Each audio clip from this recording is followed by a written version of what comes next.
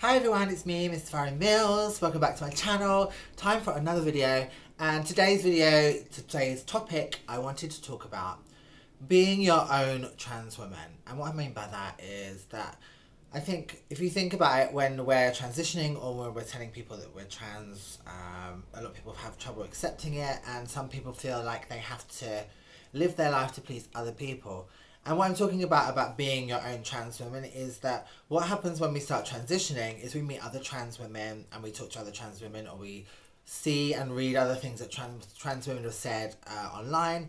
And sometimes some of us start to try and become the trans woman that another trans woman tells us we should be, and which is something that you should never do, because we are all different. We all have different wants and different needs from our transition.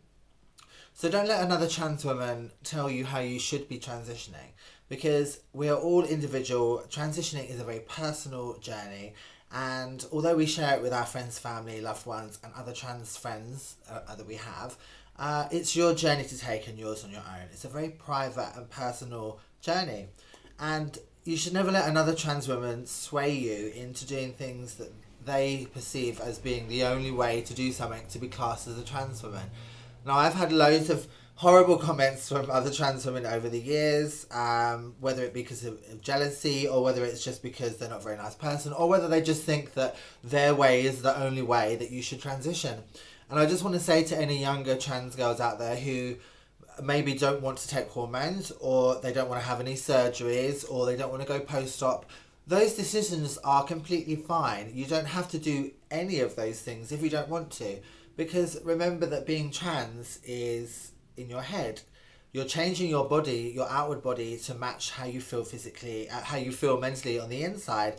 But that doesn't have to be, you don't have to do everything if you don't want to. Those surgeries are a choice. And it depends how strong your feelings are in your head. Now, I'm not saying that someone who has loads of surgery doesn't feel very trans. What I'm saying is that some people are a lot more content with who they are naturally anyway in their head than some other people are. I would say that I'm very content, and I know who I am. I've always had a very strong sense of self. All the surgeries that I've had done are things that I did because I wanted to do them, because they're important to me, to make me feel feminine. I've never had any surgeries done for somebody else, or to fit in, or because I felt I had to, because you should never, any surgery is a big thing, and there's risks with any surgery, however good a doctor is.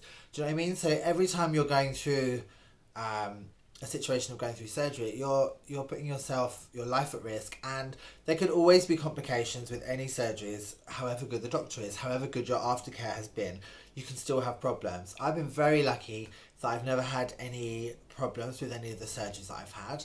But of course, the more you do, the more chances there are that something could go wrong. So surgery is a big step, and I understand that it's not for everybody. But you should never feel like you have to have something done to be classed as a trans woman, because you don't. You can have nothing done but still be a trans woman, because it's how you feel in your head and not how you look. Obviously all trans women want to present as female because that's who we are. But what I'm saying is that you don't have to go uber glamorous, and you don't have to have loads of plastic surgery if you don't want to. It's a personal choice, and it should stay a personal choice. And it's the same with when you talk to other trans women about surgeries and stuff. I've had many occasions where someone's asked me where I've had my breasts done, or my nose, or something else, and I immediately get they immediately say to me, "Oh, you should have gone to my doctor. My doctor's the best at doing this or the best at doing that." And it's like, well, okay, one, I've just met you, and secondly, are you saying that there's something wrong with my surgery, or are you saying yours is better? I'm not quite sure what they mean by saying that. Is it to try and make me feel inferior to them, or basically saying your surgery is shit and mine's fantastic?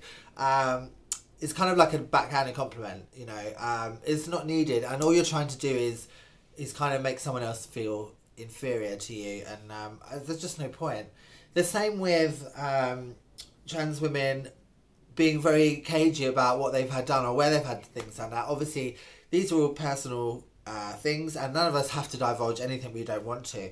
But as far as I'm concerned, when it comes to my surgeries, I'm an open book, because Yes, I'm a private person, but at the end of the day, a lot of things that I have done in my life as a trans woman can really help another trans woman out.